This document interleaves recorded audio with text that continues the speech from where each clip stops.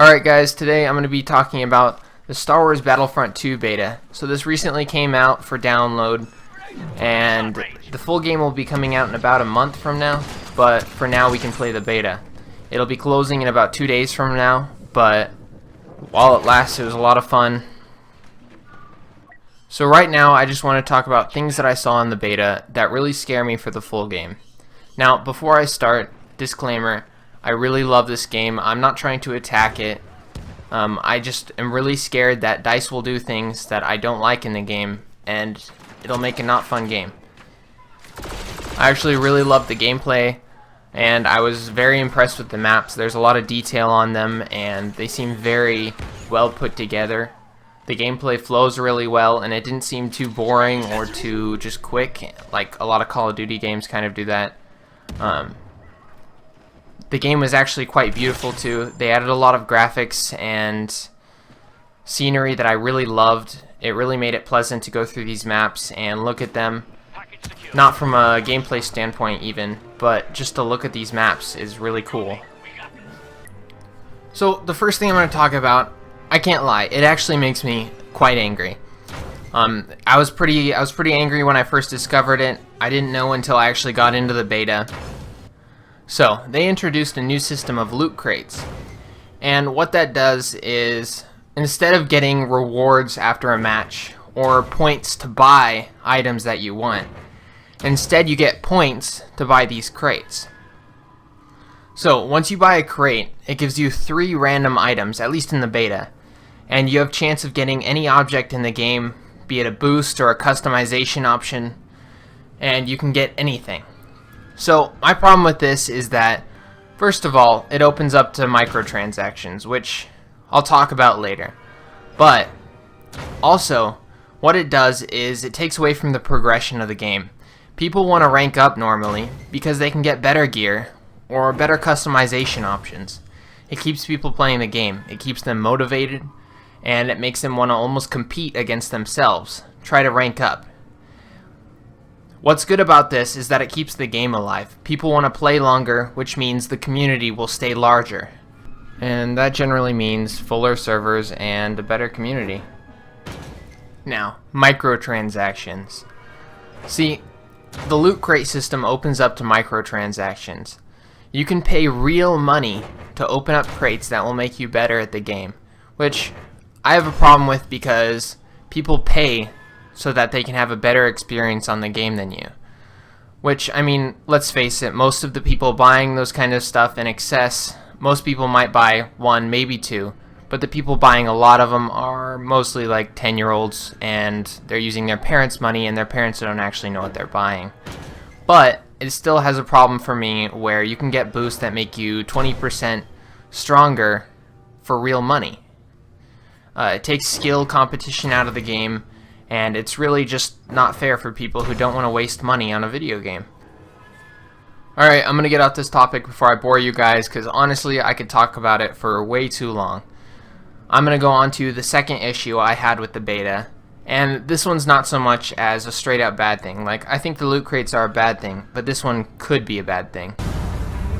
Hi players, this is John Boyega, and this is Star Wars Battlefront 2.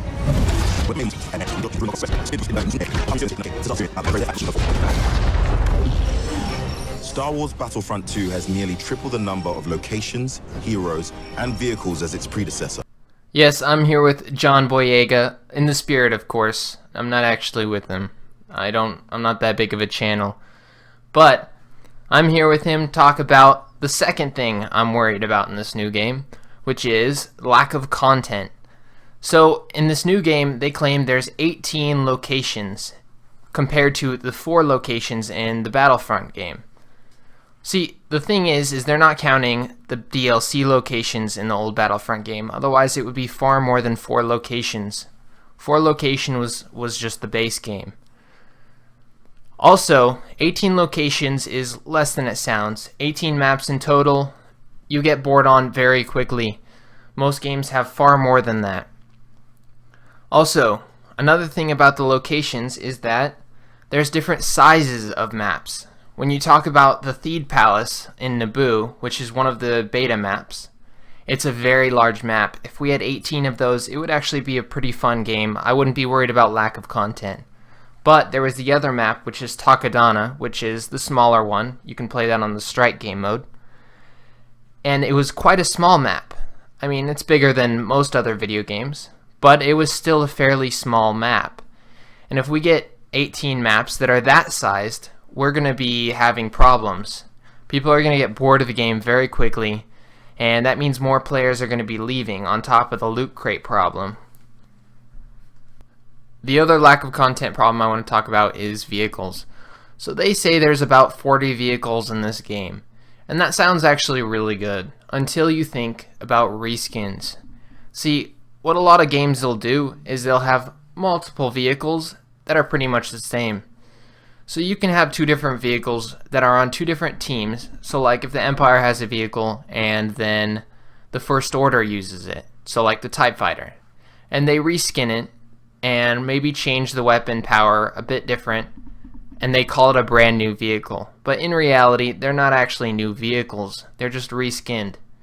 And that's what I'm worried about in this game. I foresee a lot of vehicles that are going to look fairly similar and fly or drive the exact same, and they're going to be called different vehicles. Looking at it like that, who knows how many we have. We could have less than the original game, which I highly doubt. I've already seen a lot of vehicles in the beta. I think there's about 7 to 15 maybe. I didn't really count or keep track, but it looks pretty good. But I'm really worried that with the vehicles they didn't show in the beta, that they're going to be pretty much the same, and people are going to get bored of this game. Alright guys, that's all I had to complain about for this. I don't want to make just a bunch of videos trashing on it, but I feel like I needed to point this out to anyone who wanted to buy the game, and hopefully someone from DICE maybe will see this and think about it. But I also wanted to give a shout out to the random subscriber I got a few months back. I don't know why they subscribed. I haven't made any content recently, but it's the first subscriber that's not actually a family member, so just gotta thank you for subscribing. Whether it's a bot or not, who knows? It doesn't really matter, I guess.